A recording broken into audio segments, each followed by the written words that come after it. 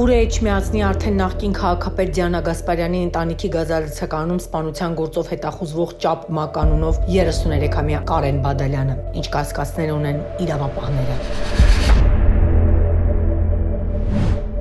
Մարտի 22-ին սպանություն էր տեղի ունեցել Էջմիածնի ՔՊԱ-ական համայնքապետ Դիանա Գասպարյանի Սկեսրայրի գազալցականում։ Ըստ ներքին գործերի նախարարության նախնական տվյալներով Արտիմեդ բնակավայրի սկզբնամասում գտնվող գազալցականի տարածքում մի խումբ անձանց միջև վիճաբանություն է եղել։ Արդյունքում տղամարդը կրակոց է արձակել 35-ամյա Արթուր Պարոնյանի ուղղությամբ։ Պարոնյանը բժշկական կենտրոնում գիտակցության չգալով մահացել է։ Սպանություն կատարելու մեջ կասկածվում էր 33-ամյա Ճապ Մականունով Կարեն Բադալյանը։ Դեպքից միայն 7 օր անց քննչական կոմիտեն հաղորդեց, որ մեղադրյալին չեն հայտնաբերել եւ հետախուզում է հայտարարվել։ Շուրջ 2 ամիս է, ինչ ենթադրյալ մարդասպանին չեն գտել։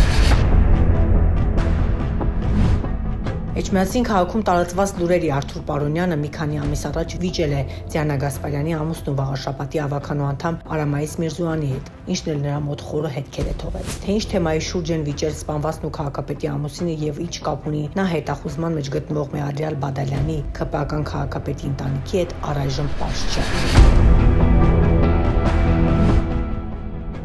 Աղմկարուց այս սպանությունից հետո իրավապահները մտան ՔՊԱ-ական քաղաքապետի տուն, խուզարկեցին։ Ավելին, ամուսնուն տարան հարցաքննության, որտեղ էլ պահանջել էին տալ հեռախոսը։ Սակայն Էջմիածնի արդեն նախկին քաղաքապետ Դիանա Գասպարյանի ամուսինը հրաժարվում է տալ հեռախոսը, նշելով, թե նկարներ կան, չի կարող տրամադրել։ Քննիչն ասում է, որ նկարներին չի նայի, սակայն արդեն նախկին քաղաքապետի ամուսին Արամայիս Միրզոյանը կոմիտեում հեռախոսը հարվածում է գետնին ու ջարդում։ Այս հանգամանքը քննիչների մոտ առավել խիստ կասկածների տեղիք է տալիս, ու կասկածները մինչ օրս չեն փարատվել։ Նախաքննական մարմինը կասկածներ ունի, որ Դիանա Գասպարյանի ամուսինը իր գազալցականում կատարված սպանության հետ կապ ունի, սակայն դեռ ձեռքները փաստեր չկան։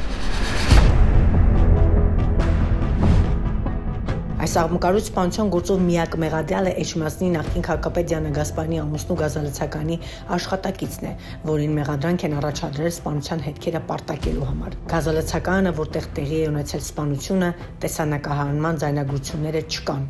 եւ շատ այլ հանգամանքներ են նաեւ թաքցվել։